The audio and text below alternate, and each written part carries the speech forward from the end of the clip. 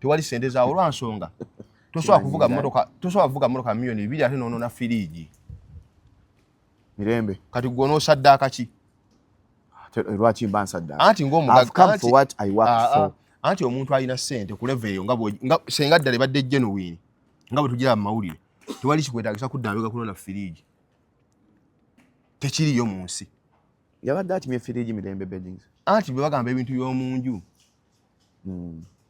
si firiigi si TV ati gwe kimanyi nti ekintu firiigi entebe enkadde gy'ogula emiliyoni 5 entebe enkadde egula emitwalo 8 ate nga naye gombo ebintu by'omu nju ebyo bwe yabigula gwomanyi value yaabyo naye gano agabigula kana agagula enkadde gamulangira gaseera ebyo tabimanyiye era gwe omunyonyola nti entebe yagigula miliyoni mmeka yaguzaweddemu naye nga kakadde tavaawo awo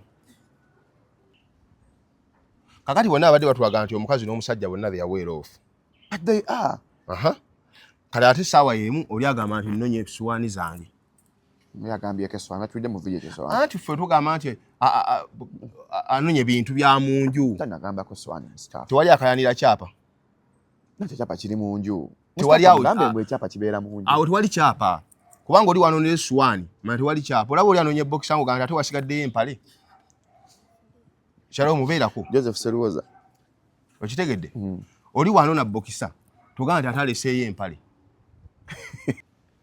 okitegedde jeni eno zafulumye zifuluma ku lwakuna saawa abaana bagenda ku nnyonyi bana gwe bakutenga agende bweru tugenda bataliza Uganda yonna abaana bakafe tewali kufuluma ggwanga tumala kukimala abaana batujooza abo kyalo abaana bakwata ebintu bya legenti kyalo mwanti nze nyiga bwenti abaana abo bato bayalina amaanyi agakola ne bakwata ebintu bya legenti ne batunda nga abatunda eby'omuntu omusiru omwana atukana okutunda omuti n'atunda n'effene gwe wala na Swazi nakuzuula dabba anti ayinza okuba abadde n'empafu azitunda kyalo mukankubuulire Swazi ng'atunda empafu za taata agawo nona empafu awo ate nno nga ssente azikolamu nti agulamu mmotoka Swazi muyimbi Swazi alina project ze anti project ate nno mwaswadde by the way Swazi mwana wa kafeera ate media ezira ati kati Jenkins we musanga emitiyana nga tadde okali akakofira kakabalyaza amaanyi okategedde okasaakako osanga omuntu akambale todinga ne mu bya ssente n'obukofira buno abe sempira bwayambala obwo obw'ebyokya tako teri asasula ng'ayambadde akakofira ako kali nga kagira mu lubaalo mulyaza amaanyi akanko Jenkins kayambala ako kaliko lubaalo mulyaza amaanyi akakofira era osanga omuntu akambale todinga ne mu bya finance ati Jenkins oba tomujone kampala emyaka gyabadde mu media gwe bamutegeera era omusanga emitiyano ga driver wa trailer anoonya wakusula ono mumanyi omutegeera bulungi King Michael wuuyo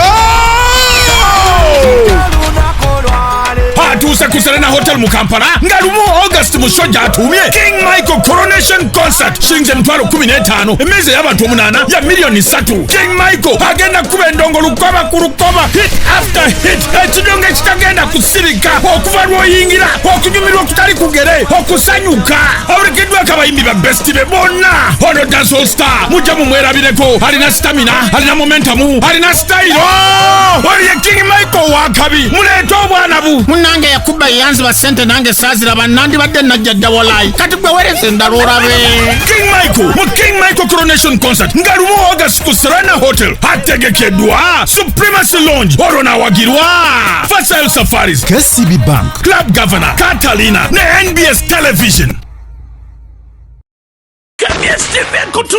Friends of MC Mayor Gaita mchitongole cha Equity for Men bakomye mu season ey'okubiri ekyaliwo omwaka ogwedde mwakiraba ate omwaka guno tukireze mu style mpya fireworks mu bbanga abayimbi bonna first class Bibilutaro John Black Ruden Waikabako Pacific Vocals Ashiro Yujo w'obutiiti Lady Pazo Lunabe Bazabaza Chris Evans Zuno Benemba Zina Tone Dax Cartel Bruno K Abdu Murasi Maulana Net Rain Henry Mwante DJ SM Wakata DJ Brian Johnson ne DJ Boogie MCZ Kasugu ne Shalom Bantu Nation Jagwa wangula ebirabo omuli obugali ebyalani engato okuvomba salon and senza emifaliso n'ebigenderako n'ebirala Friends of MC Mayor Vena tugwera ku meeting point eganda ku 18 ogw'omusanvu nk'emipiira 26 okuyingira kujja kuba mutwalo VIP emitwalo 2 ate emmeeza yakakadde ng'ebiwagiddwa Tula Africa Jolo Quality Properties Gibbs Bridals Salon and Sun Shoe Center Nati Hands on School of Skills Buganda Kombucha Viva Organic Rosemary Beddings Tim Bekare Nsambya Furniture Top Right Machines Dr. KG Beddings Balloon Power Center National Home Health Services.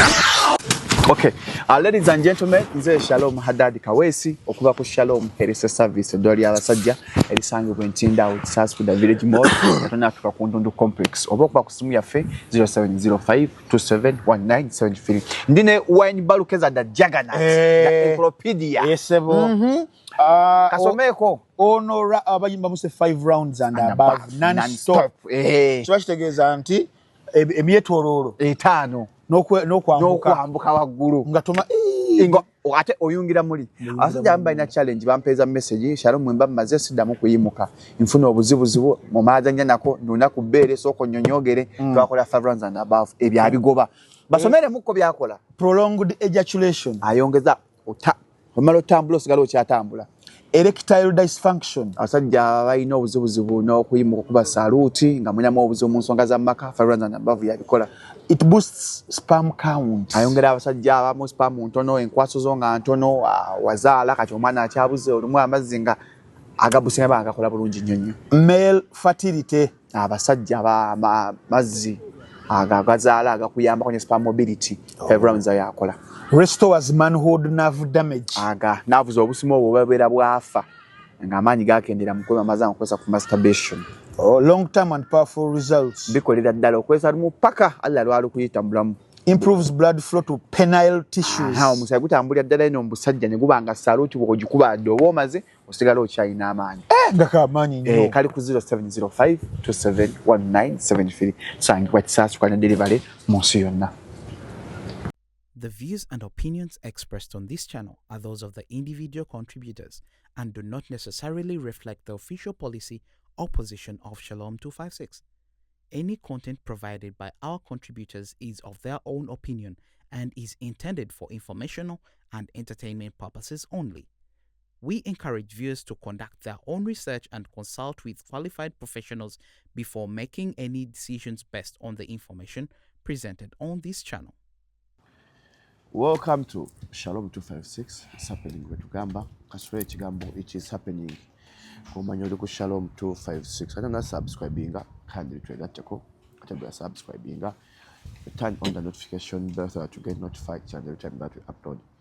Seeing me for the first time, nze Shalom Haddad Kawesi. Elanga embako setisi bakonzeka. Bako nibandanga ba Shalom Health Service doli abasajja. Akwetera Shalom oiro ayongera kusaizi abasajja n'obuwanvu atenga akolera ddala. Atenga ayita ku airport ajja munsi yonna. Shalom oiro mulungi nnyo ali organic. Atenga alizo atizakuwa sofu nawo Shalom power wabasajja sabula bulungi bangeya tutambula bulungi ezo mu kisenge. Tekuma ku kisenge kyokka tunonda Nairo Avenue kuli wabakyala. Nga oli agambo Nairo Avenue era obogendo tambula. Tunonda gali nnyo eya Alusas fefeka. Abanja gali ya Alusa erikola munaku 7 nobango tants of nawo enjawulo nkiddamu. Alusa ziwonera ddala bano banina ania nga tana kulongoosa tuna eddagala lya ania nkiddamu tulina eddagala lya ania nga tana kulongoosaako jangu tukuwe eddagala nina sukaali pressure nina omugejje njagala sala weight eddagala yaffe liyita ku kisaawe kubanga lyakatonzi ku Dwango Authority jangu litwale amagumba galuma maama nsisi nafu jangu tusangibwa Kisaasu ku Village Mall abamanye mubende wali taxi park akuba edduuka lyaffe ddene nnyo pick up point weri abali emityana ku muziki ky'omukulu ngo muziki kijjajjange walima ate munne tulinawo pick up point nawo eri nnyo wano Ntinda tuli ku Musana Plaza kasito twa ku Musana Plaza buuza Shalom eddwali abantu balimanya ate ekisaaso taga kubuuza bagamba ngenda Shalom bakuleeta paka ku mulyango kwa ku namba y'essimu 0705271973 Stara kwogera bwenti naye indimu ekisujja nga wekera okunumba oli mulwadde olaba tolanze tozze na budagala buno obwakaboozi Mustafa naye tujja gendera wekebeza ye ndi mulamu taata ate olwandibadde omulwadde wekebeze sina siri tusoge tugenda fina mu ddwaliro mubeereyo mabaala temugira mubeereyo ne bantambi ku bakazi ab'eyerusa mwekebeze kati ebigambo ebyo bigambo omulwadde muzaamu amaanyi gwongera musindika mu mulwadde ulabayo Shalom me to depression Mustafa. anti nze kugamba kituufu ate kati namaze dde kugamba okulwala nkugamba kituufu kyokola nadde nfudde ekyo kyaleero ekikeeza leero omukaaga nadde nfudde Mustafa oba bakuloga leka lumbe Luganda anti YouTube baŋŋambe okula ku speed ate baŋŋambe ennaku zino ofuna deal bwe nakazaamu ngenda kufa kasita nalabye maama wange ngamba Shalom oli otya ngamba mpe wala nze nza okusema nnyo nfudde wamuloose nga maama wange ayo ngamba otya buti ngenda kufa anti twayuka ogula abantu ttaka n'otabamalaayo abantu bonna bamalayo ttaka eyange si byakanwa baŋŋamba olumyako bulumi ofuna ndozo banae buli gwengulako ettaka musasula nga ndi mulwaddemukko naye Mukama ajja tuula ennaku z'omwezi ziri 2 mwezi gwa mukaaga omwaka tugutambula Allah atwadde obulamu kati wano nga mugamba nti no resolution zammwe zituuseewa. Do you believe in resolutions? Tobikkiririzaamu. Ati nazikomya ku twazikolanga ku secondary. Ng'oyagala ofune naye nga capital tewali ate. Bagala ofune points 2 kozi gwakola 25. Tunafuna Mustafa watulya 6 mwakolanga points 25. Zezaiz mala fa batulira kwa 2. Netuzikuba netuza ne makale tudda ngulu. Bazimala katono ofuna 2. Kabe kasinge. Nika tuwayitanga otya. Boza benaswana beseta. In fact from primary. Naye kali Shalom kale obuzaabuza omuntu wakola taswa kugamba nti otegeera nnyo Mbetya abasinga bakola sciences. That's how people take us. Kwegamba osesaamu. And I love it when people don't take me serious. Linga kijenkenizi. Osesa. Gwe tutuusa okusaasira kwaffe eri bannamawulire bannaffe bannange omulenzi ya famire y'omugenzi Joseph Seruwoza abadde omuweereza ku BBS Telefina. Nze nno munnange mbadde simanyi bw'ate oyo gwendaba omusajja interview nga ku sekutale wange Honorable Ssemujju Nganda abadde ne gundi ne Saamukazi we abadde atandikidde ddala bulamu ebyo ebinkanga ne ngamba nange bujja kutya Mustapha nga bagamba Shalom Kawes dead na ya Allah ekyo oba okisuubira Shalom Mustapha kyakufanayo obwana bwange maama obwana bwange obubiri obwo nemunange ne baazika balina abaana jejeni wange bamulangira emmere gyalidde balangire mukyala wange obwannamwandu ate no bamuvumenya ebisiraani by'atalina bamutwale va ku by'okumulanga bamutwala kiyokke kozi mba ngenze n'omutwala bakole ki ngenze ekintisa kufa mu siraamu obwana bwange ate ani atalina baana akaana kange bakalangire anti kati kyobona kalidde naye obadde okozeekozeeko ne bwogendera wano toli bubi family yange batwale ebintu bya mukyala wange mukyala wange abonebone you fool you will fall down stop it awo get out from the basin awo balina okubibba don't do it again go further go yes one okimanyi Shalom nti Katonda okutta ng'olina miliyoni 10 ng'abaana bato omusala n'omutta nga alina 5 nga bakulu kadde mwanko Mustafa Katonda omusaba okutta n'oleka miliyoni 10 ng'abaana bato musaba oleke 5 nga bakuze oba oleke kulekawo naye nga bakuze kulekawo I agree with you nga bakuze abantu bajooga abaana abato bamulekwa ayayayayaya anti abantu baagala nnyo ebyobwerere omuntu alaba nga omule kati wekimanyi Shalom okera kumacha n'ofa muganda abadde amaana omwanga atazze owo yasooka okuwa amateeka awonyanyeza emizimu lwaki giri serious ensangi zino anti bagiroga littagaliro walawe kafeero nabo bakimanya nti ojja balitako olugezigezi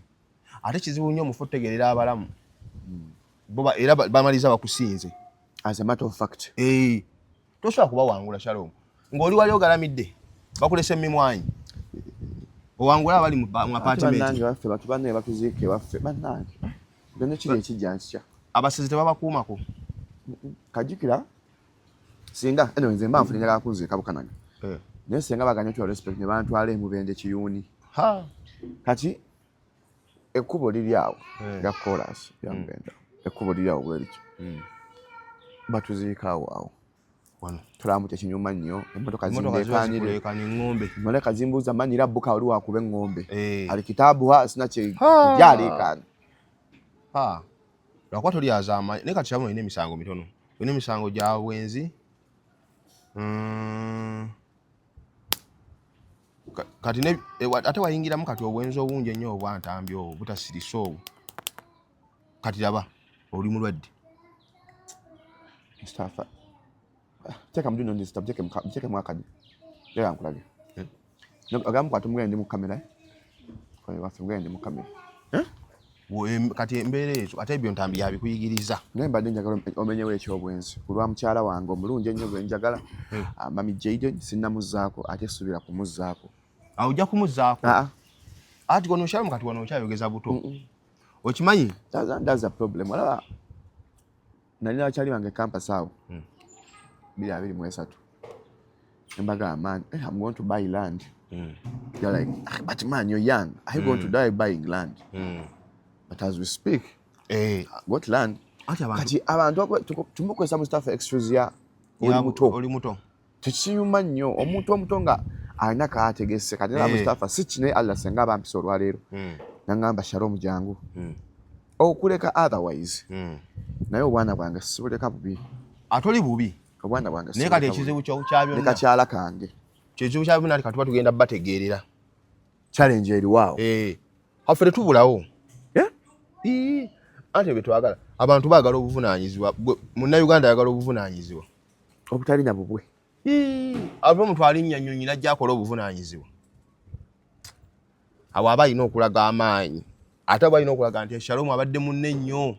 Kyekindewunyisa ekyo abantu be balimbalimba abantu. Anti gati gwe kimanyi Shalom nti mukwano gwo ayinza okuba talina kifaananyi kyo. Mukwano gwo teyeegomba na kifaananyi kyo anti ye wayagalira akufuna. Okimanyi kati byokusaaga.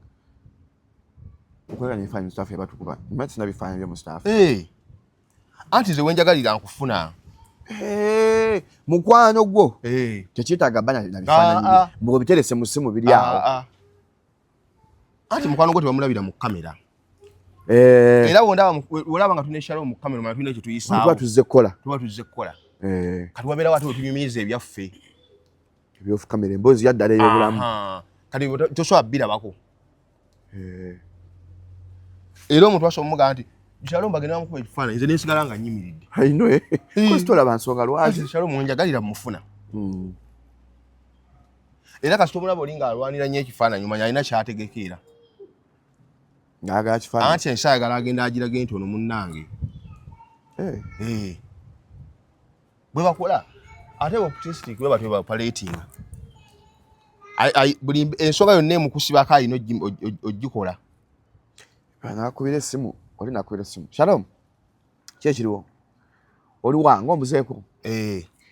Nga anyono ssebo. Tuwulanganye. Kasuku agamba ki? Zubeda aliwa? Haya Mustafa nyumira nnyo. Kumba alina waali mu ludo. Agala balaga Shalom. Anti waliwo gwe nagamba naye bagenda kusibira obwerere. Anti ngakubira amasimu buli wabeera mu banne endowooza. Akubira Mustafa. Anti alina obbalaga nti ammanyi. Bwana yogera obwogezi nti ammanyi tebajja kukola ki? Kukikakasa. Kati kamuteekeko. N'omugamba nti obadde oŋŋamba ki? Nti kale ngenda kukulaba. Ne mugamba emboko zijja kuyitako. Nomba ajja kumma omunnyo. Banange tusaasi gwe nampadde essimu kyeno naawe. Tusaasira ab'ennyumba ya Joseph Seruwoza. N'abamawulire bannaffe. Atante y'amawulire bamuvudde nnyo ffe tuli baakantu naye we are journalists by the way. So tunyolwa naawe. Nnyo. Yosaasira BBS. Mukyala namulabye. Era neebaza. Nalabye abantu bangi ababaddeyo. Nalabye Road Mayor gwe nawa akalulu n'enfa essanyu. Ng'akyamanyi Mukama nti Yesu ye kabaka.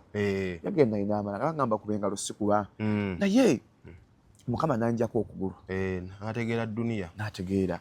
So twebaza nnyo bonna abantu twabadde olubaga lwa baffe munne twaze kiro omuko. Naye tubebaza mwenna ababaddewo kulanga ate munnange munnaffe tumubwako eriiso evvannyuma. Ebyabadde bigenda mu maaso tukungubaga ng'ate waliyo n'abaagala okwetta.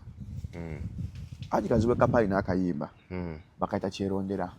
Nala nje nsinga okwagala simanyi kugiyimba naye gamba bweki. Lwaki abaagala na bangi bwe bakyawagana buli omu abula kuyiwa vvu munne waayise. Tuwadde tumanyi Mirembe Beddings ane muganda wange Ivan ati nze munange ndi team boy child saagala kirimba nze mpagira Nsambya because I'm a boy child ate abaana bange bonna balenzi anti kati labayo Shalom obufumbo buli bumu media ine ebintu amanyi media ine ebintu ebisinga erese bibi kati obutobadde bufumbo kuba Mirembe n'Ensambya ebadde mu partnership ya sente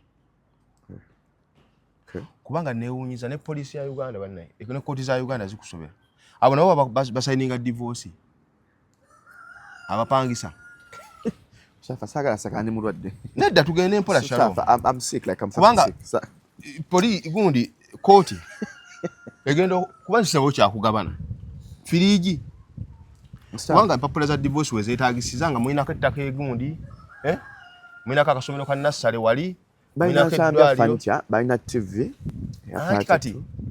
anti balina gundi liabilities Mustafa omuntu apanga takwale ku divorce olwokuba apangisa why do people undermine anti otegenda mu kooti Shalom nzo obulamu bwawe bonna sirikiriza muntu apangisa nyumba that's not an achievement Shalom ku apartment soko mayite bateeka olumbe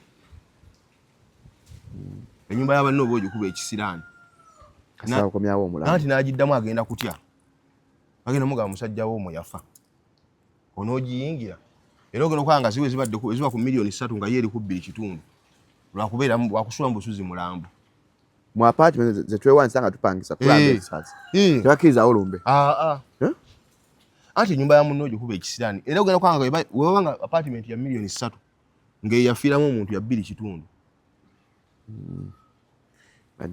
kakati bano era mnawunyiza mbu simai police bwe basayininga divorce bagabana ki firiji pressure kuuka woma kati media ene ino obuzibumu abantu anti ulira Shalom abantu bali mu vacho kankubulye tebali mu reality naye ekirungi kya byonna nti ensi banyiga bo bokka gufano malo tulimba naye ngoba weerimba wekka balimba batyo anti batu bagembera gye balimu kati Shalom omuntu bavuga emmotoka ezisukka million 2 Nsambya ina Benz yalesewo ne gundi company etambuza esengula abantu is rich kakati mu rich yatya kakati he has man at his age anti wali sente zaawo lwansonga Nsambya is like 26 ne waba munana tewali sente zaawo lwansonga tosobola kuvuga mmotoka million 2 ate nono na firiji Mirembe kati gwono osaddaaka ki lwaki mba nsaddaaka anti ng'omugagga for what I work for anti omuntu alina sente ku level eyo nga senga ddala badde genuine nga bwe tugira mu mawulire tewali kikwetagisa kuddambika kunona firiji tekiriyo mu nsi yabadde atimye firiji Mirembe Beddings anti bwe bagamba ebintu by'omu nju si efiriji si TV ati gwe kimanyi nti ekintu firiji entebe enkadde gyewagula million 5 entebe enkadde egula emitwalo 8 ate nga naye gombo ebintu by'omu nju ebyo bwe yabigula gwomanyi value yabyo nega nagabigula kanagagula enkadde kamulangira gaseera ebyo tabimanyiye era gwe omunyonyola nti entebe yagigula million mmeka yaguzaweddemu naye nga kakadde tavaawo awo ate nga n'abiri gakunona ne brand zino but abantu akyatuula ku seeti zino waliwo seeti kaliwo kaseeti akadde akapya ne katene kati gwe nkumanyi katuula bakakadde gwe buli kyeso iyo gy'omuweeba old model yo gwe gwe oyagala otunda abaawo empya eyafulumye that's how they operate kakati bano tebano si bagagga these are pretenders bayinamu okay nyatukwese bayinamu okay they are not rich but at their level every youth would love to be like Nsambya anti abamwegomba be basiru personally nze negomba Nsambya no I idolize him kati he has achieved what I've not achieved at his age Mustafa I want us to create that guy for that no omwado walinga byabwerere wansonga mwe muisiridding abavubuka Shalom omuvuka agenda kulaba abaana abo ku media n'amaanyi agakolaga mu ggwemu nati bakola Nsambya nenge kyamazima inakyo sensi tewali kye balina Nsambya ina ennyumba eri ndaga ekizimbe kye kimu Nsambya ina business nze nyo amanze byenda ba ina Nsambya furniture ina no company esengula abantu yaza Benz like nze nange mwebo anti bena babitugamba era ne bamiriza nga baliko ababibanja ne bagamba tuwe motoka akyabanja ontegeera I want us to create this guy for working anti nze no inspire nze avubuka bangi Nsambya furniture ngani gwe baso okunspiringira mu vacho abavuka Nsambya Mustafa to have his building a business jaina ku myaka ja 26 business buli mwaso okuba nayo kubanga bameka baina anti mpuliriza kankunyumiza ekigago gomanyi business is all about gwe Shalom kubeerawo nakuba mwesigwa being there consistent and being trustworthy nti senga tukera ku business kera bezo zola baza maduka buli omu najja najjamu share ye oyinza osigaza amasa awali kufa abamasimu owebitanda nanona owemmeza nanona kati business e Kampala bwesigwa businga capital obungi kati. That's beautiful. When people are operating in business. Akalungi obwesigwa businga kati capital. Yes. Nti senga abasajja bajja ne batugamba nti Shalom edduuka liri awo buli omu kanone ekikyo basukali ka mutiko watwele paper kazitwale anti osigaza amasa amasimu gona kansigaza mu iPhone X kati ye business awo ekolaki ate obugagga bintu obugagga si business nati bye bintu nga Nsambya furniture byali anti obugagga bintu we are talking about assets not liabilities. Ebyo ka video ako producer nga bakayana ebyo bituyambako business ene tuyambako to invest somewhere. Naye kati ku level omuntu kati Shalom kya busiru nnyo okunnya omuntu ku media nga avuga emmotoka esukka million 3 ng'ate mu nju bamugobamu. Anti okulakulana kugenda step by step. Lero nja kuwakanya badde mutoke tuvuge ku mmotoka wadde tupangisa. Yes. Twabona abona bannange. Nawe ya idea yo mu bantu. Moka tuziraye bukulu muleke tuzivuge moka tuziraye bukulu bannange. Nawe tuzivuge. Nawe tetukuyina ko. Tujja zisinapping emmotoka zaffe tuziraye bukulu. Where we disagree with you. Kulaga bavukano nti ensinyi yangu. Because I'm hard working. Bano Mustafa labayonze. Nina kanyura. Nende mu kamera nkola. Because I have to deliver. Tokola shobuli lwa mukaaga. Anti katugwebera Shalom. Abavuka bwe bagenda okubeera mu bulamu bwavacho bugenda kunyiga bbo. Kakati bonna abadde batwaga nti omukazi n'omusajja bonna they are well off. But they are. Kale ate saawa yemu oli agamba nti nnonye esuwaani zange. Yagambye keswanga tudde mu video keswanga. Anti ffe tugamba nti anonye bintu bya mu nju. Tanagamba ko swani Mustafa. Tewali akayanira kyapa.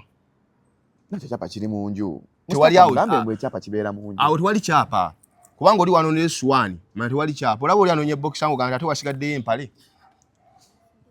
Shalom mubeerako. Joseph Seruoza. Okitegedde? Oli wano na boxisa. Tuganda nti ataleseeyo empale. Bampendike eyo. Ngoganda ngambwe ate waliyo sikati ne sikati esigadde. Kati omuwala kyakozeemu ensobi eriemu. Mirembe. Ono agamba eri bamugye bujja. Ewa. Eno gye banonye ebintu mu kizungu. Makindye. Ng'ate bali mu kooti nti ebatawuluze. Anti kooti agee bagaba n'ebintu. Anti ebintu babigaba kiro. Yabikimye kiro. Yabikimye kiro. Sawa meka. Ndowooza nga ye 6-7. Kati awo wali obuki? Polisi ekola ekiro 7. Polisi ya divorce. Polisi y'amaka gyeri naye tejja kulona bintu kiro. Obusi bubbi. Era we tugenda kati. Wangi? We tulaga. Anti onajja muga nti yagenze ne ssente ze. Akakemba desikamanyi. Onagenda muga nti yakoze eki? Yagenze ne ssente ze. Kati awo tewaliwo yadde bambi banaku. Banaku. No. Anti Shalom byokola. Yagomba Nsambya fani kyamulabanga lolo. Bambi totawaana kola mpola. Era naye akola mpola. Wambali nto yogomba Mirembe Beddings. Yes, I'm a business. Kati abambi abaana bonna mbatadde. Yes. Bonna mukoze eki? There are people abangamba Shalom you inspire me, inspire us. Nati Shalom labayo obulamu bwo. Kati kufa abakumanyi. Olivinga obulamu buli lulyo. Sibya ddala. Sibya pretending. Kati abekibasumbwa. Shalom osobola okukwata essimu n'ogireetera omuntu. Osobola okukyakana n'omukazi n'ogyesuwaani. Kati yeyo life gye tugamba. Nti obugagga si bwakubuukira. Omuntu obugagga bulina ebigenderako. Obugagga bugenda n'okusaddaaka. Emwimbu yo sacrifice nga n'okikola ki? Greatness comes with sacrifice. Kakati bano abalina erinnya olaba bagenze ne byonnako amasuwaani. Alimedde ku kyamasuwaani. Abali mu media. Anti laba abali mu media. Buge baakime. Abali mu ki? Mu media.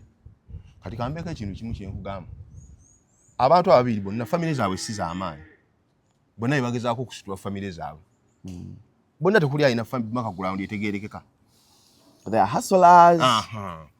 Kakati bonna ennaku yaabwe balemye okukola ki? kati kankule omukazi wa bulijjo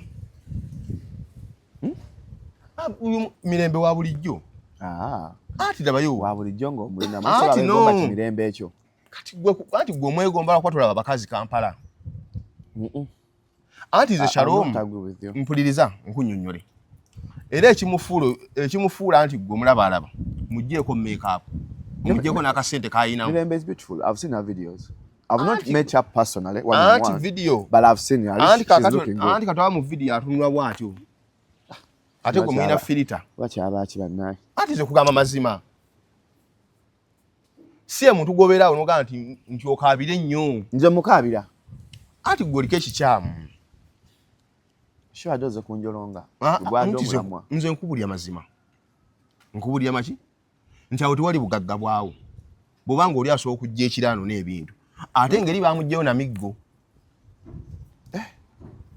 omusajja yamugoba na miggo eri okuvaayo mu kizungu kati ataddayo kiro ano n'empale kaviri ojja kwongera abantu wansi overall abantu balabe nga baagenda kukuba amasasi gavuze kati mugagga kyano n'empale ekiro Mirembe Beddings kati bugagga butandika obubuusabuusa so bwoba onye favorite ndikayo oba favorite box ayo bwogamba eyo yo kenjambala nsuuza mani Mustafa ali bosa twambala abasajja alo jambala atosulirawo wabeera gwejenzi kati era kishat gyabadde anonye aka Mirembe adda ati lakini nikaye ngakastart bambu ati abantu bagula abantu bakola ki tetugenda okukola abantu kye batutwagala obagamba ku media omuntu asobola kuwasizaako ku media ntosobola kuwasizaako kubanga ensonga tusobola okumanya Shalom mukyala we gundi His Excellency Robert Kyagulanyi Center embaga enjukira bagula kalenda ewaka we awasa mukyala we Babitu babadde mu kamera pakati bakyali bonna mu 20 yes ensonga zaabwe nga ziri mu kamera nati mu media tubalabirako anti bo tugenda obalabirako bajja bali clean fene mu media batwaga nti balina nansobye ewaabwe kakati gwe ekigenda okuleeta obuzibu kwano bwakubira ba bloga akwera bloga bonna side zonna ziriko abantu onaye musimme ali ku side ya gundi mwami Ivan Nsambya anti bangamba yamuwe ekitanda anti gundi yatugamba ono Nsambya yatugamba ebintu byenjogera byenkootinga musimme yatwakola na interview naga bamuwe ebyomu nnyumba bamuwe entebe erugalamirizo bamuwe ekitanda kati mutufu kakati Eddie naye ali side eri Eddie yani good life wa Mirembe kati ate waliwo n'abaana agati atayagala nti ate Eddie asindika nnyo n'afulume ayingire byonna biri awo nga zonna theories ziri okwo ku internet nti Eddie alwana musajja munna akole ki afulume kati byonna bikola ki biri awo naye nga ku internet kuno jjukira internet eno yagala mawulire ate amawulire gatera nnyo okuba amalungi nga mabi ge gatambula okitegeera those are values of this conflict ekola amawulire kakati bwe twagala amawulire amabi okakasa tegagenda kukosa gajja kunkosa determinants of news kati ate ogwo gatuwa okimanyi eyo kapo terinda na mawulire ganonye yegasappulayinga nibadde bavudde mu kamera just tabuse ebintu ekiro nze mbadde sikyalaba story zaabo anti babadde beekyawadda kubanga lwaki gamba nti Shalom omukazi atuuse ekiseera n'alabanga yayamba omusajja omanyi abakazi batuuse ne basympathizinga n'omukazi okitegedde abantu batuuse ne basympathizinga n'omukazi kati media eno neemuwaga bwe bakomentinga yamuga gwaliko anti obufumbo buno bulinga America gyolaba mu firimu ndala nnyo kuya ddala nze mbadde manyi ekikaga omanyiwo Los Angeles awo tosobola kuwumbuza mu Los Angeles anti senga yonna gina mu mutwe senga America twali tujabira ku ssimu baana abasajja batulagiridde America mu firimu awo jingo akunyonyola America tali nyanga ne bowa nazikulaga kana devizayo kanaga kakati bwe buzibu twafunyeemu nti obufumbo bino bitwala ku media bilala nnyo newaka wano kumune bajja mu photoshoot biki tuga nti emirembe egiri awo kumwe babega kibaliko kiki kirala buli omu agamba munne nti nakuyamba kati wabadde tewali mukwano gwa ddala Her love was there at first. I think the problem was involving third parties. Not even third parties. Love yatandika temuli kasente. Nga yaddala. Nawala ya Shalom ne Mami Je. Kakati wea obuziwe bujja nti abantu abamu akasente kabatabula. I thought betankanga tuli baavu ne tukikuba. We are supposed to be proud of ourselves. Batono nnyo. For example, manyi couples mu wadde. Must have issues naye. I create where it's due. Nze tunoolya nnyo Moses study. Mwambebe cool. Era kye kinkoze nnyo. Mpe mukyala wange buli kalungi konna.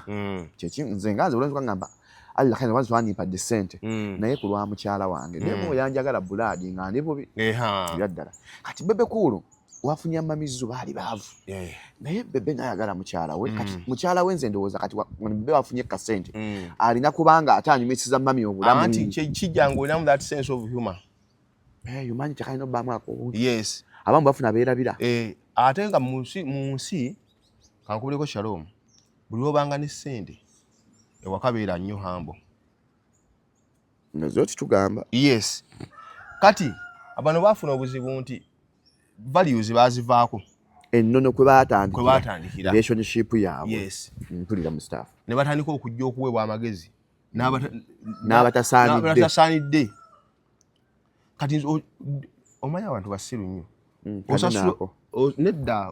nedda kyekijaawo emotoka okuba ennene nga gyoguza ate tugikolere tugitemeko ekitundu eba nnene eba yeeyo ate obuzibu twafunye nti bo bennyini baatuka ne balabanga buli omu ndowooza buli omu baasobola okubeerawo nga talina munne I can stay without you kasita kukajja mu relationship ebeegaanye wangi kojja Mustapha kasita kukajja mu relationship ebeekoze ki oba ogenda kasita kajja mu relationship yonna oba business okalwananga nnyo kasita otuka kweyo level eyo oba ogenda muba mulemaganye anti omuntu aba takyawatya kukunyiiza yakutadda obeera waawo kigumaazanga ente eri kujuguliro kati relationship aba tekyalina value Mustafa tuwadde collection nungi okitegeera kati we badde batuuse kono kangende nkima ebintu ate ebintu yabinonye kiro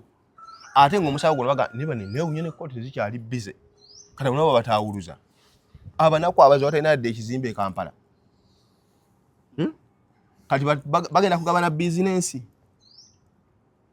kuba sirabawo nti balina akasomero ka nassale kebagenda okugabana eri buli omu apangisa bupangisa kati bagabana divorce basayininga yaki bagabana ki twawule bagabana bizigo nti twala eno lotion iyo eno deodorant iyo eno perfume iyo kati ekyakoze kyakikufumbo bwabana ati kati kooti kyeriko nze wallahi nze era kuwangala kuno Shalom nze katonda ndabize ekimuganya okkiza mu mutima gwe nti Nsambya ne Mirembe balina ebintu ati yes I don't know why I feel to ebyomunju gwale bakayanira ttaka anti ebyapa biri mu nnyumba yanonye ttaka kibadde kiddako ababiri tubadde tusobola okugatta yadde poloti emu nkulayirira gamba alinnya mpe ku simu nkubire ku muganda wa Ivan wanatubuulire babadde tebasobola kugatta yadde poloti etya emu ati omu wadde alina okulaga media nti nze nsinga nje kabejja omusajja alaga nti wadde omukazi wange alina si naye ate nze nnyina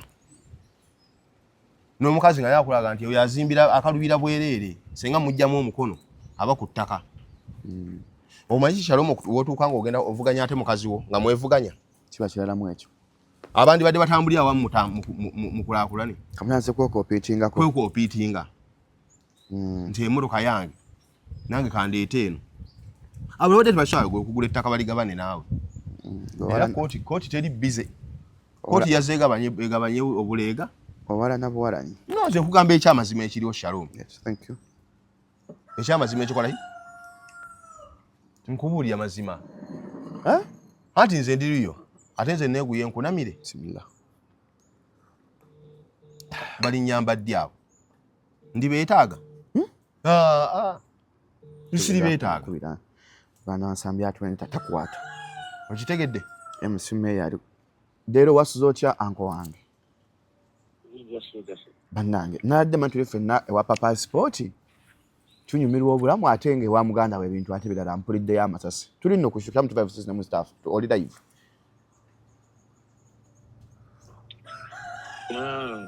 ekintu kyadde kyaddero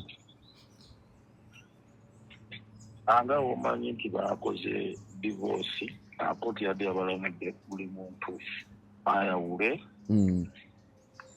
kituufu ekiriwo kiri nti Nsambya yakkiriza eri ne banonayo ebintu ne babijjayo eri ku dduuka. Mirembe abaddemu n'ebintu bye mu dduuka. Yagenze n'abijjayo byonna lumu. Then eno ewaka nawe omanyi nti munnange oba uzinnika zigo bakkiriza.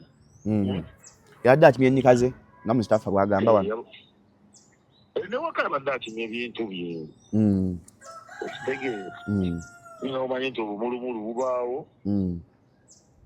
Oli agamba nti munnange nange nina mashini zaze nkubanja. Ng'ani abanja mashini? Nsambya nga abanja ni Mirembe. Abanja Mirembe. Kati wadde wagenze maka ganyo okujja ebintu ga Nsambya ga Mirembe. Amaka guluza gaba gani ku musajja n'omukazi? Musajja asasula rent. So kati ekiriwo bagenze okunona naye ebintu. Kati ate munnange omusajja n'abako bye yakubidde Emirembe n'akola ki? Emirembe naye yabadde yagenze ne security ng'omuntu. Security yabadde yeetagisa yadde yaki? Bakwolekera.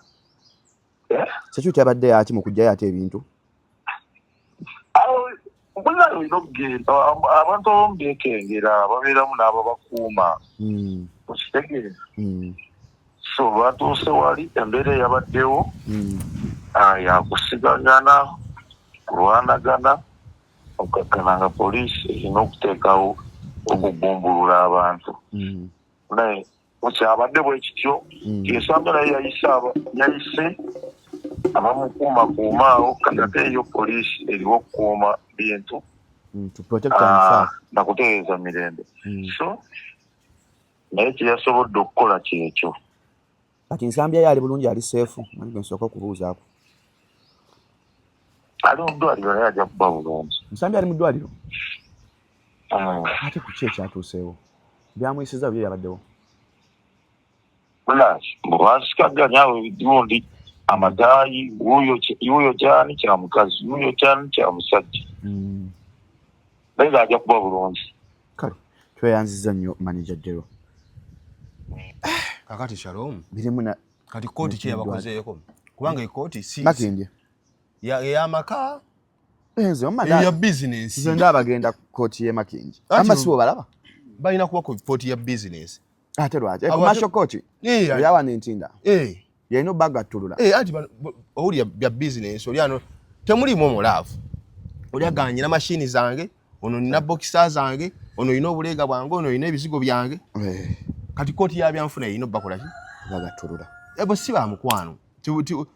Era newunya ate batoka ati divorce. Simanyi kooti ebataggulula. Abo badde bafumbo balina ebbaluwa z'obufumbo. Beewasa. Ayina omwana.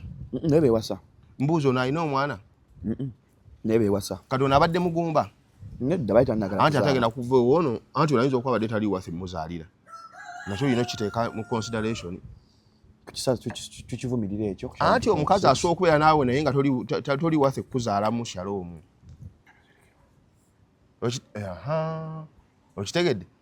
Olwagira oli ati ate kafe bisi ate n'agira ati. Okitegedde?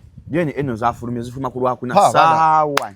Abaana bagenda ku nnyonyi. Bana gwe bakutenga agende bweru. Tugenda batayiza Uganda yonna. Abaana bakafeera. Tewali kufuluma ggwanga tumala kukimala. Abaana batujooza abo. Shalom abaana bakwata ebintu bya legenti. Shalom anti nze nyiga bwenti. Abaana abo bato. Bayalina amaanyi agakola. Ne bakwata ebintu bya legenti ne batunda nga abatunda eby'omuntu omusiru. Omwana atuka n'okutunda omuti n'atunda ne ffene. Gwe wala na Swaz nakuzuula dabba. Anti ayinza okuba abadde n'empafu azitunda. Shalom kankubuulire.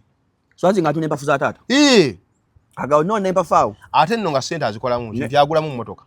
Swaz muyimbi. Swaz alina project ze. Anti project. Ate nno mwaswadde by the way. Swaz mwana wa Kafeero. Ffenna kye twagala.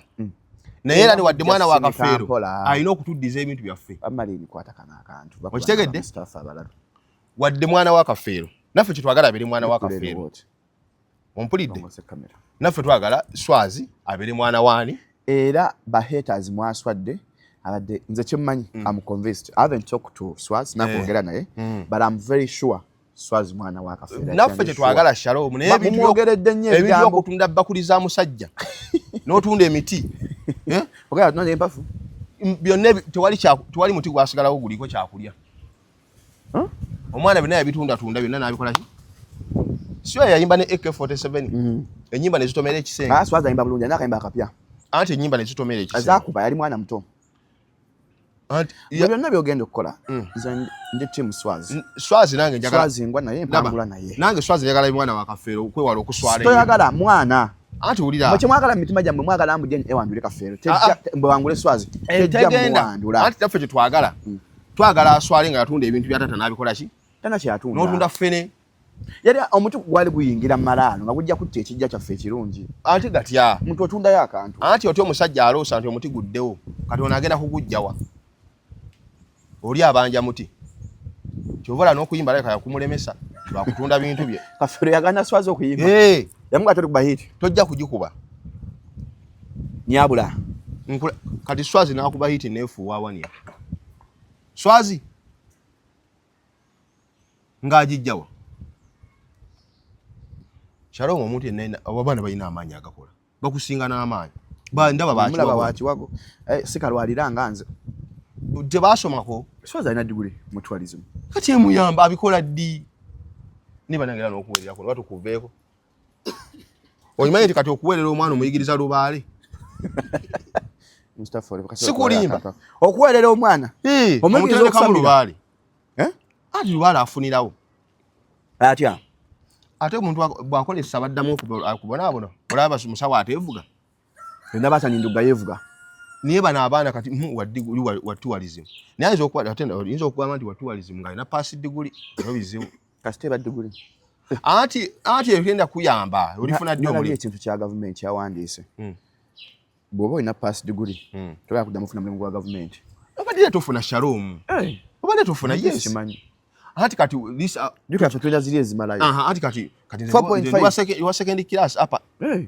anti kati pass eba wait tulaga nti waliyo ko pass man diguli yaita ko nagenda kati imagine nga mugundi kosi mujirika abantu 3 ababiri muina pass oba abana bano emixa jina abuka ddi bano kujja hongo oli connected aba first aba second atulabo wa second yabera awo nga agudaka naga nti bankubye ekikono so kati gogamba ayigiriza omwana okusoma muyigirize lubaale ati kati wetulaga Shalom nganti no Swazi ina gundi tourism eyinza okuba naye nga zezineza bilo 50 ngemalayo diguli Swazi is a very brilliant young man omuntu atunda n'omuti naawe niye bwe kigambo that's being brilliant omusiru agutunda mukujju omuti gwayingira mutana ya tata omuti gwali gwina gwingira tukubanja genda bulaya komawo ate katwasazeyo boda twazigate tewali mwana Kafeero kufuluma ekyo mwakimaze twakimaze paka lwakuna ku sawa 5 nabyo omuwala atali mu kyala badde asinga okwogera ennyo yagenda nti mzee binadanga siji kasiyanza mama ndage taata oyo ye nsaba Katonda amuyambe oyo omwana oyo ye Kate ye Kate oyo abeera ku maka g'omugenzi Paul Job Kafeero ono yadibira ku lujja mwana muto abana bato Mustapha batya mwana alinga talinga myaka 2 she's young kati asoma yamala anti kati leba nangire nako yali munsi muno nodibira ku lujja atolo omukyalo dibira ku kololo Mustafa amanyira munsi muno ati ze nkubulya mazima nodibira ku lujja olwawa olw'omukyalo awo temuli Kafeero talina baana mukyalo tonya kudibirayo yalo mwana tisebe kunyize nnyo okubeera single mother nga oli mukyalo bukunja ensebe kunyize nnyo bwaki libere nateete niyo okudibira ku lujja olw'omukyalo bannange obogenda kufuna basajja ki walabira interview eno yangu wana lugogo ku Premier League twatandise dda feji tugenze walabira interview eno ya Premier League wana Nalongo Lewis mukyalo oyo mulungi mujje tubwagire a friends of Nalongo tuli awo leero na kulwa kyagamba mbu week ejjo bachi leero nga 2 ku Premier Mika emeza miliyoni emu abaletedde abayimbi bonna ne badijjo bawedde nalabye ekipande tolina nawo siza kiri ali adde nga Joe abayimbi befuutise bati kagenda tukubire mu buli obugoye bwe omanyi nalonga ekimu kinyimirako enyambala kodi dress code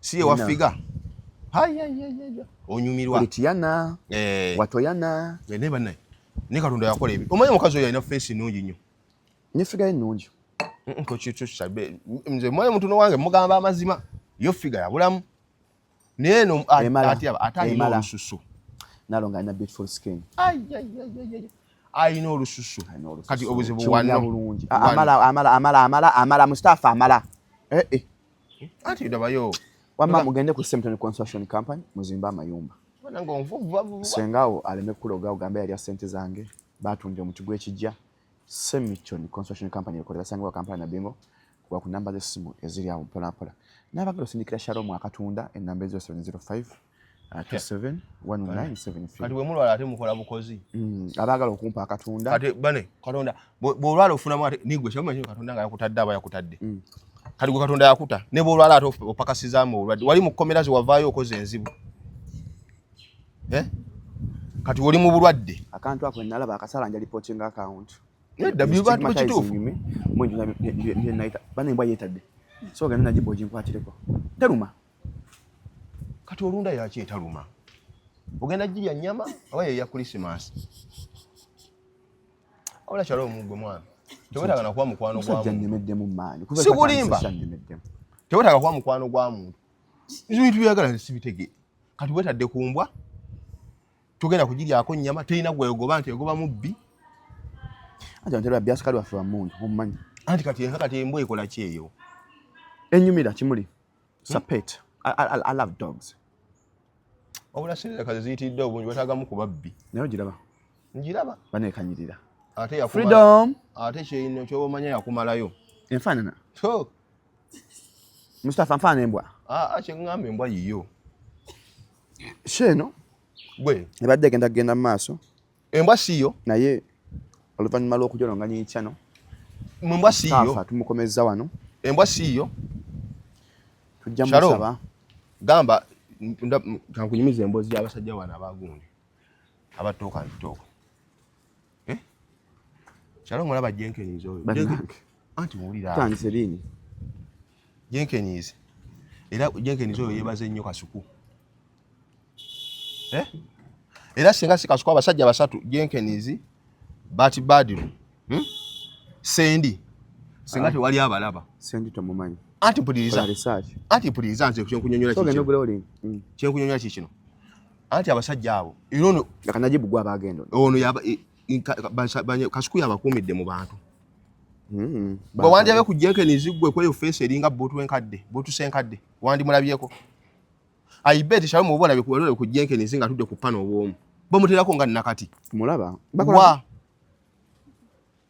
uyu nakati nvandiirwa twaba nti mwagala views nkulayirira mukyazi omu bwoti bwasibanga abantu 1000 nkuwa emitwalo 5 jenkenizi abantu bamulaba ati ngali kubano ngali kuba kasuku twaba nti ba YouTube abato baagala nnyo bambi osituka olyamu erijje ka musitule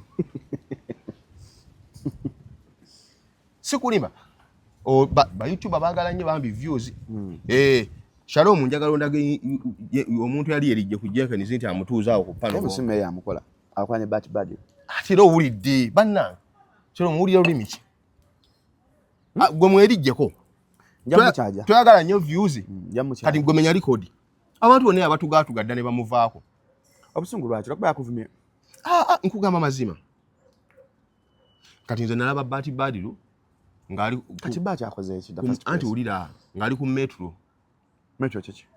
FM ene ya babu ne ya BK nga bali ku Uganda 1 nga bali ku Uganda 1 bwabanga up to now akyali jobless it's a pity ati waba kala ino omulimu kali nizo kugambe namulaba nsoma secondary YouTube channel ye Vibe Life erekola bulungi ati ndowooza owulira emirimu era ate n'emirimu gy'akola kati nkugambye anti kugambe namulaba nze ndi mu secondary nga muwuliriza ku BK Bati Badiro. Nga program bagita Uganda one. Abike can testify on that one.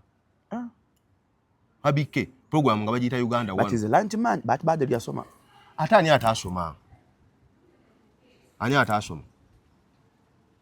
Gwa boso balaba obwomu. Ne bati afudye bibye. Nkubuuza gwoso balaba obwomu. Ngwenagayo wali omwana byehunga ali omu. Balaba. Ero ina baga takanywa bati. Okubajjamu omulamwa. Oyina baga tabaki? Notukolayo pano. Kitambule kitongeramu. Anti labe baze nnyo kasuku. Obu yabakumidde mu bantu. Abo basengensi yabatadda. Nena antwagala Uncle Bat. Nkugambye bwe. When it comes to music, he has that. Nkugambye bwe nti. Ear for good music. Anti kugambye bwe nti balwane nnyafu neyo omuntu omu amubeeza akaawe essaawa emu ng'ali ku magezi ge. Nga tobakutte kanywa. Abo baakugattiriza Shalom. Kugambye nakati. Kati Jenkins agenda kugamba ki? Mwagala nnyo views ate wuuyo ali ate ne cost. Nkyamu erijjeko. Tali nnyo busy. Kuba wava eri ewa maama we era ajja kusibira wa. Yasirwa mama we. Entebe. Ate nze nkulimba. Uncle Jenkins alina amaka. Gwali side ki? Entebe. Ate nange era gye nkugamba. Jenkins siga mama we. Gage. Mpozi kati ng'osaba bagamulekere. Teekayo empapula bazimulekere. Shalom kankubuli aba basajja balaba. Aba basatu. Bebaze nnyo kasuku ye taata waabwe. Gwe njaga oyizo omutuuza Shalom oyagala nnyo views. Senga wamunona dda. Naawe era omulaba ajja kuyola mu bulago wali nakutuge butuzi. Ate ani agenda omulaba? Ina nsonga zaffe. Kale gwe mwine ensonga zo. Ate abalala. Maybe. Uncle Jenkins si muntu wa kamera nnyo akola bukozi weni. In fact, Uncle Jenkins akwa katumuli chali. Yali ko bachali. Akakoyo akasigaza. Abantu tebakagala bwagazi Shalom. Watu oyina mugattako banne. Ate olusiba nendo za busy. Oyina mudako bakulu banne. Ate bwasanga basiba emyaka ngebi. Bani. Abasatu abo. Abasatu abo. Basiba emyaka ngabi meka? Bibiri. Nga bibiri. No basa yono webigere? Ne ekyokuma tukireke ekyokutakinga personalities. Ate nedda. Ate personalities. Ate zibe kugamba byange. I own my words. Gusibi byo teka ko disclaimer. Ebigambo bino byogera bya Mustafa. Sekyano abakozi baayo. Kyembuuza bo baba banvuma bampa mmere. Kyekikuluma. Why don't you be the mature person and you keep quiet? Nga anza tero. Era kati netondera gundi. Netondera ali mawale. Ne father mbalire egundi egulisi. Banga those are not worth your reply. Naye njagala mbategeeze nsirira no mbategeeze. Nti ennyumba ne weba katenna tonnya. Tetonya naye ng'erimu ensiri era tosobola gisulamu. Katusoka tutte ensiri zino. Ziveewo. Tufune ku tulo. Andi kyo musobola zimba ennyumba ate tonya naye ensiri nezigikulemya. Nojivaamu. Katusoka tutte ensiri zino zikole ki? Ziveewo. Bw'ate balina ate media ezira. Ati kati Jenkins omusanga emitiyana. Nga tadde okali akakofira kakabalyaza amaanyi. Okategedde okasaakako. Osanga omuntu akambale tudinga ne mu bya ssente. N'obukofira buno. Abese empira bw'ayambala. Obwo. Obw'ebyokya. Obw'ebyokya. Tako teri asasula ng'ayambadde akakofira ako.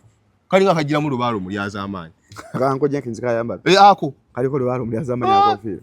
Kaka olina osanga omuntu akambale tudinga ne mu bya finance. Ati Jenkins oba tomone Kampala. Emyaka gyabadde mu media. Gwe bamutegeera. Era omusanga emitiyano ga driver wa trailer anoonya wakusula. Bozi omusanga tadde kali akakofira kaka akabalyaza amaanyi ako. Katata. Taina wanyuma Shalom omuntu manyo yagala nnyo views. Naye njagala weerijjeko ku basajja abasatu omu. One on one with Uncle Jenkins. Shalom walabwanga abantu 10 onkubiranga essimu. People pay Uncle Jenkins okumulaba nga ayimba. He has a very good song. Celebrate life, live. Reggae yagaana ayimba wa.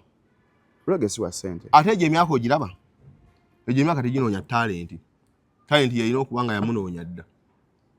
What are you insinuating? Ayimba ki? Gwe nnyimba z'omanyi yani? Swasweswese. Ana akayimba kayakola. Kati eddoboozi liyimba. Ne Rasta Bebe Cool. Anti n'okwogera obwogezi tanyuma. Ate ayimbe.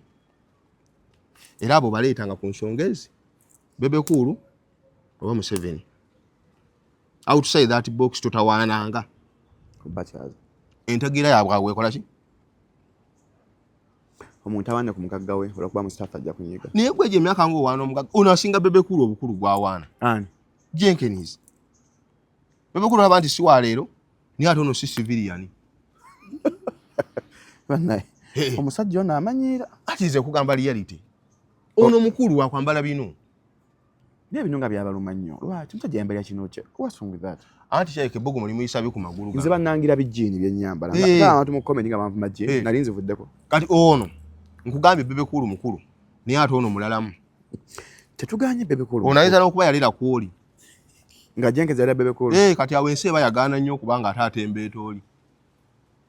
Awensi teri equal. No, they are friends and it's the same way I would do Mustafa. You're my guy. If anything happens, you're going to once I would come and defend you. Anti kati ate ono ye kyakola kirala. Ono oli watali taliiwo. Kubanga omanyi saha ya trendinga. Ako kasaha ke katrendinga. Kakati tukawalampe kagenda kutuddamu nga kavuma bagenda kutusharinga buli wamu. On whose electricity? On whose electricity? On whose yaka?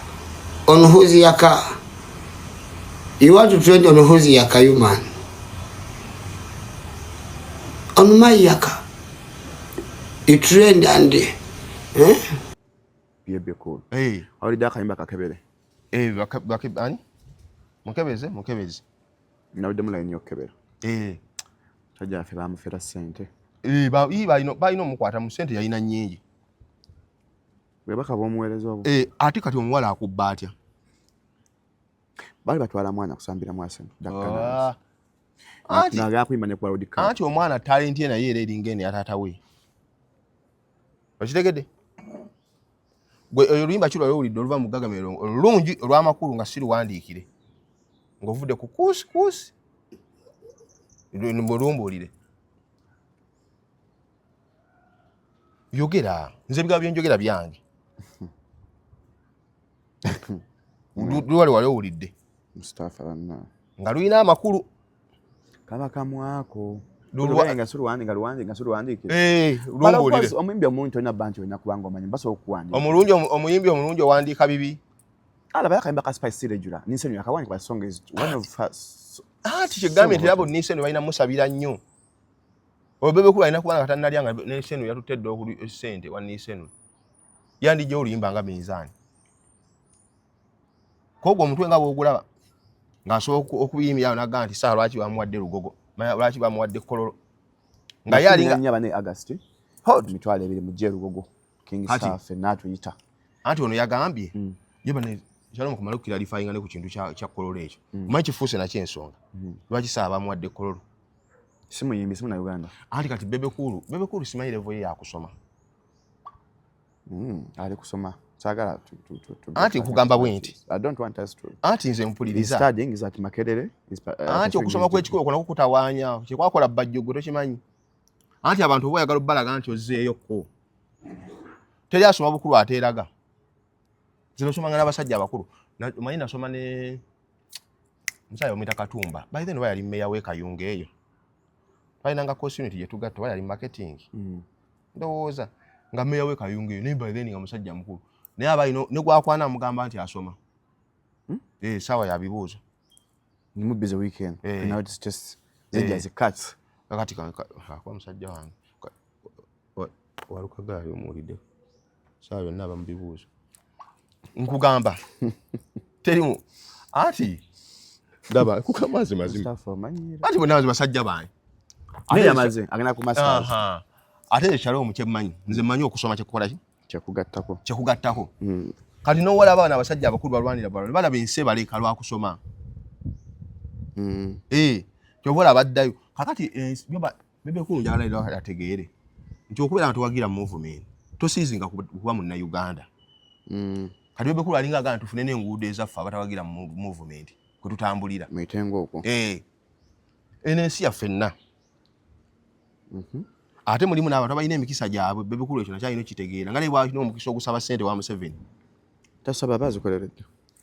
azikoledde ki agaba emijoozi ne mama nga agigabira bbeeyi manje sente bebe kulu zagabira emijoozi oyita ekyalo ekiramba nekiggwayo kyona nekigaba emijoozi ne sente zisigalawo bebe kulu yagambye lwaki baje kinsaabo kololo abadde ayagala abire anti bebe kulu ali emotional ate omuntu omukulu kati agenderedde oyo kati jjajja bwajjamu omutima ogutaagaliza aba muzibu aba ayolekedde kuloga ani jjajja bebe kulu ye jjajjaawo tumanyi jjajjaawo anti kiteeka kuba jjajja wange okufuuka jjajja taata talina kumala kuzaala nze alyoka afuuke taata naye alina sayidi ye gy'abeerera taata kati bebe kulu ategeere nti eno Uganda ya bonna simanyi ba constitution ye asoma girwa yatagisoma ki buyo agitandise butandise bagenda mutikira ku kinaana agenda kumenya nti likodi ku kinaana ng'akola mikolo samba gawuni wetulaga kati atege banti bagenda enseba eba hambulinga nebalaga nti wadde oyinamu akasente omutwe gwo gukyali mubisi guba ki kakiringa nze I'm passionate about books. I love studying.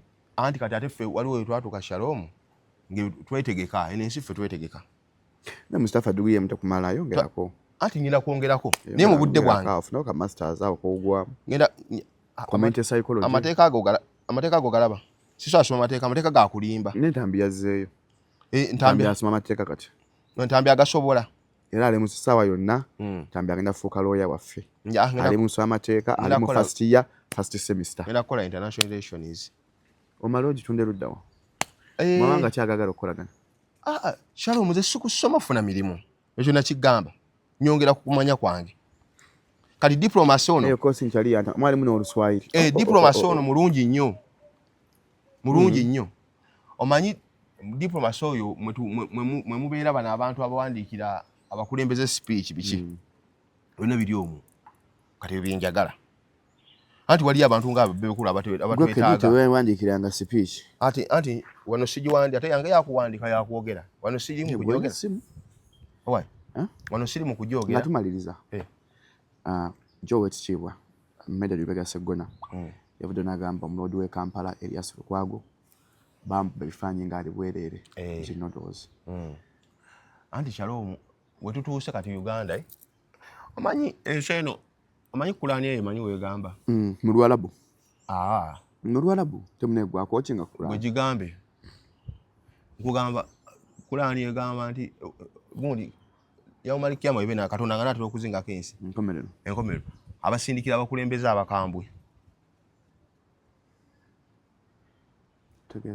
abakambwe and this time around I was speaking parables embeera ogimanyi kaakati kyenkunyonyo ne mama asomaddwa talinayo mutasibwa ate basibaani mama omulangire business basibaani oyambala bambazi bullingi basibaani wagula by'omuguwa ali omuguwa ate tegwaze gokagwaze ne wano wafuluma ku maanya kulaba ku Chop Life Mondays nga ndi bulala ng'ofulumye nga anti ngenda mu kanyonyaawo ogenda bwero mpumulemuko nange nkoze nnyo Shalom gwanga ndiko ndabira Sewanya na Janiya nja kutuukayo kyalo mwagala nnyo bannange bannange ate bane niwe nange Shalom one of the people I've never met naye omukazi anjagala munange Shalom twagala munange Sewanya na Janiya thank you so much Allah akikubalire nze twagala newunya n'abantu kye bakwagalako abana Shalom 256 thank you so much bannange tetubawa ssente nze sirina kye nkwagalako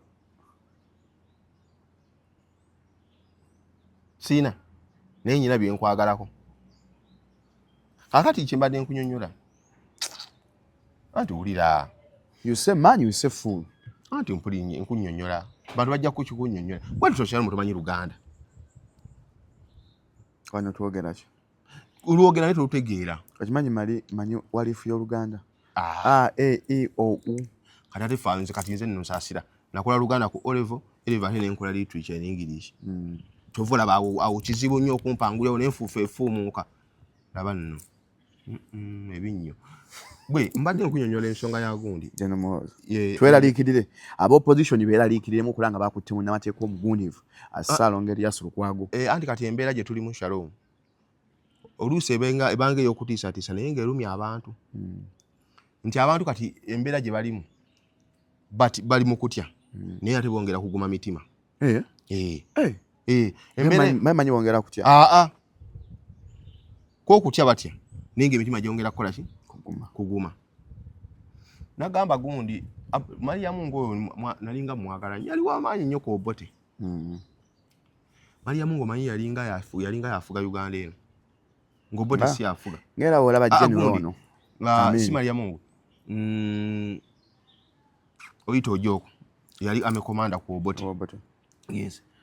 Oyito Ojoko yajoga Uganda. Natukanga imwanyi Uganda zetunde ebweru. Sente zigenda kwa akaunti ye.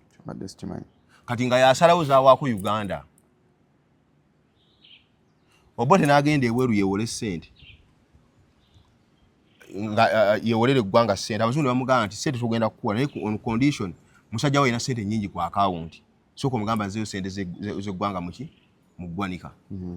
Obote akomawo asamoninga Oyito Ojoko eggulu. Oyito Ojoko bagenda eggulu adisaminga abasirikale abakuuma Obote. Kati no, that's how powerful he was. N'adisaminga abasirikale byasama bakuumye Obote. N'ayingira n'ayogera Obote. Obote n'amugamba nti ngenza okwewola sente.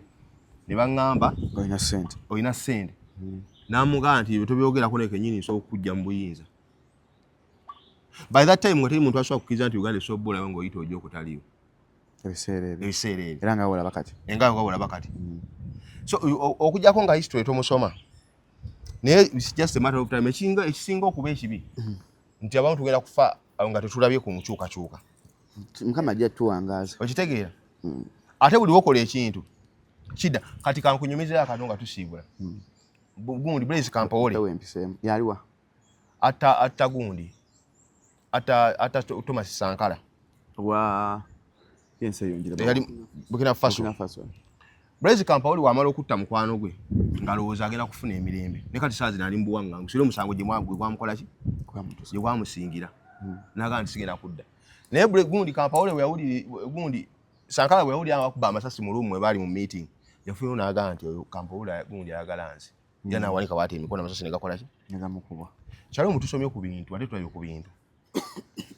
Tegeeza president wa Nupe yali mutuufu fulmu mu ggwanga. Abaali bamunye nyambo alese struggle. Struggle tagirekangako. Kubanga lwaki? Nze struggle nagiga nti wali aji owuninga. Gundi Bobi Wine kyatakoze tuyambe otandikiraawo. Gwamunenya.